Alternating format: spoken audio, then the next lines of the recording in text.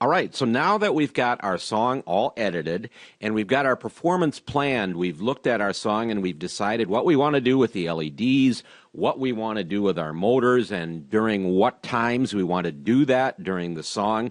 We've got that all written down, our notes are taken, and now we're ready to write our program for the performance mission. And you can see here in RoboBlocks, I've got a new subroutine called Performance Mission, and nothing in it yet. I'm going to go over to Sounds here, and I'm going to import the music that I just edited and put on the desktop, the Crazy Frog song that I edited down to 1.5 minutes. And while I was doing that, I was listening to it and deciding what I wanted to do with it. So I'm going to import that into my program. And it's in now, and it can be called here in the sound block. I can play that sound whenever I want. I'm going to go back to my scripts area here, and you can see I have no scripts in there yet. And the easiest way to do this, now remember, our performance mission is really, really similar to our introduction mission. So let's go back and look at the introduction mission and decide which parts of the introduction mission we can use in our performance mission. And certainly we can use this drive to stage because we're going to be doing our performance in the exact same spot as our introduction was. So I'm going to take this script and drag it down and put it into my performance mission because I can use that. And you know, really, I can use this light script and the motor script as well. And I'm just going to make a couple of different changes to it in my performance mission. All right, so I've just dragged those down there. They kind of bounce back once you drag them in. And now I'll go here to my performance mission, and you'll see, yeah, that these things are in place. These things I dragged in there are in place in my performance mission. Only right now, they're still done up for our introduction mission. So what do we need to change?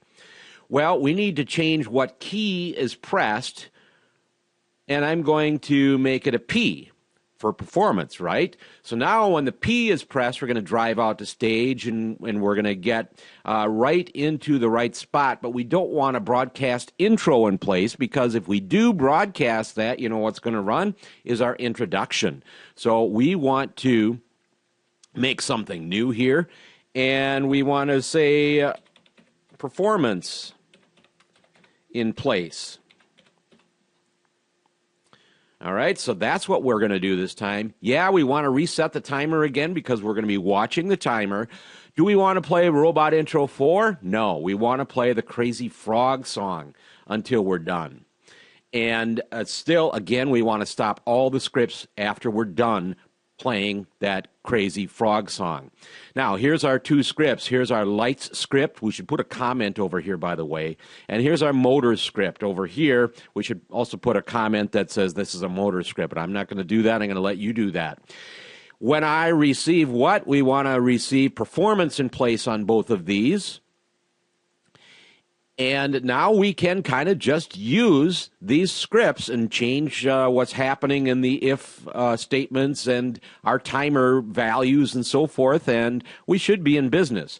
So I've decided that between 0 and 5 seconds in my performance that I want to do my analog LEDs flashing on 5 and 6. And look, it's already all set up for me, except I need to change my timer here to 0 to 5 seconds. So between 0 and 5 seconds now, my analog LED 5 and 6 are going to flash to the loudness times 2. We went over that last time, okay? I also decided that between seconds 5 and, 13.4 it was, wasn't it? So I want to go from 5 to 13.4, and I want to do this same bit that I've already got set up. I want to do all my LEDs on or all my LEDs off between 5 and 13.4. If you watched my Audacity presentation there earlier, you'll know that at 13.4, the Crazy Frog song has a radical change in it. And at 13.4 seconds, that's where I want to start moving or that 13.4 seconds is actually where the frog sings that really high note. That's where it is. So down here in my motors subroutine at 13.4 seconds, and we're going to do that for maybe, let's do it for 2 seconds to give it time for those arms to go up. We'll go up to 15.4 seconds, okay? So now between 13.4, that's when the frog starts singing high, and 15.4, I might have to adjust that a little bit. I want to put up both of my arms, and I've got my servo 1 here already going up. Let's go ahead and make our servo 2 do the same thing. And on my robot, up is the 180 position, all right? So now, at 13.4 seconds, both my arms are going to go up. Then I decided that after the 15.4 seconds, so if we're greater than 15.4 seconds and say less than, I think 30 seconds is where I decided another change in the music was. I don't want to move my servo 1 back down. What I want to do is I want to do that shuffle. And you can see I was doing that shuffle, that same thing, in my intro subroutine. It got dragged over here. So let's go ahead and just take this and put that in there. That was a subroutine that I had written, a shuffle subroutine that I had written. So we're going to do our shuffle between 15.4 seconds and 30 seconds. Then I decided between 30 seconds and 39 seconds or so in my song, I wanted to spin around. Now, I don't have a subroutine written yet for spin. I should really write one, but I'm not going to do that. You can go ahead and write one. It will be popular with the judges. But to spin around, recall that both of our motors need to be going in opposite directions, and the way we do that is to put them at the same value. That means the left motor is turning one way, the right motor is actually turning the other way when they're both at 0 like this, and we're going to be spinning around in a circle. And let's expand on this a little bit. Let's only do it that direction for, say, 5 seconds, and then I'm going to copy this whole thing, duplicate that, and put that right in there. And now I'm going to say if my timer is between say 35, so if I'm up above the 35 and less than the 39 where I wanted to change, I don't want that to be running. I'm going to spin the other way. So if I want to spin the other way, I'm going to put both of my motor values at 180. And again, you could write subroutines for this. It would be a little bit cleaner and better than actually doing this, and then you can call that subroutine at any time. So it would be a little bit cleaner and nicer if you were to do it that way, just like I did the shuffle here.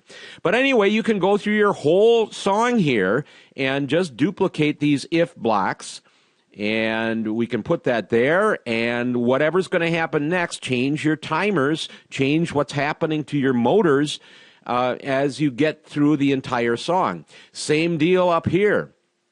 Just go ahead and duplicate these blocks if you don't want your lights to do things that are different during different times. And this thing's going to get really long and kind of ugly looking, actually, as we move along, because you're going to be going through a whole minute and a half of a song. But go ahead and do this. Whatever's going to happen after 13.4 seconds, well, put that time period in. And whatever's going to happen between 13.4 seconds with the lights and wherever you want to stop that, let's say you're going to stop that at out around 30 seconds, make your lights do whatever you want during that time down in this if statement. So you can go through your whole song and test it out. If it doesn't look right, tweak these times, tweak what you're doing with the lights, tweak what you're doing with the motors. A lot of it is going to be a little bit of a trial and error thing, and keep doing it until it looks like your robot is actually doing a little dance. And you'll be surprised that it actually looks like it is doing things to the song when you look at the different times in the song and the changes that you hear in the song and make your robot change accordingly. So that's how you do it. Again, if you have questions about it, push the contact me on the Fondy Heat website. That's a good way to get a hold of me. It sends me an email, and I'll help you out as best as I can.